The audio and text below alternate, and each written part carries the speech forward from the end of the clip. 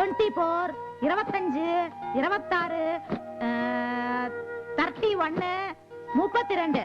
7 பட்டு புடவை, 25 சாதா துணி, டோட்டல் 32. எல்லாத்தையும் ஸ்பெஷல் வாஷ் பண்ணி கொண்டு வா. சரிங்கம்மா.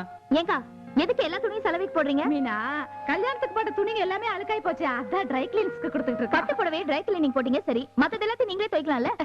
என்னடி மீனா நீ பேசுற? இந்த குழந்தைங்களை வச்சுட்டு எப்படி இவ்வளவு துணி நாங்க துவைக்கிறது? உங்களால குழந்தைங்களை பாத்துக்க முடியலன்னா உங்க வீட்டுக்காரங்களை பாத்துக்க சொல்லுங்க. ஆமா, அப்படியே பாத்திரம் எடுத்துட்டு போறாங்க. உங்க வீட்டுக்காரங்க குழந்தைங்களை பாத்துக்கலனா அவங்க துணிங்களையாவது அவங்களே துவைச்சுக்க சொல்லுங்க. என்னடி இவ? ஏடி மீனா, ஆம்பளைங்கிட்ட போய் எப்படி துணியெல்லாம் துவைக்க சொல்றது? ஆமா, உங்க வீட்டுக்காரங்கள வீட்லயும் ஒரு வேலை செய்ய விடாதீங்க, வெளியிலயும் போய் 4 காசு சம்பாதிக்கவும் சொல்லாதீங்க. மொத்தத்துல அவங்க 2 பேரும் கெட்டு போனதுக்கு நீங்க தான் காரணம். இத பாருப்பா, அந்த பட்டு துணிங்களை மட்டும் எடுத்துட்டு போ, மத்ததெல்லாம் இங்கே துவைச்சுப்பாங்க. சரிங்கம்மா. துவைச்சா துவைங்க, இல்ல அப்படியே அழுக்க எடுத்து கட்டிக்கீங்க. 4 காசு சம்பாதிச்சதுன்னா அதோட கஷ்டம் என்னன்னு தெரியும்.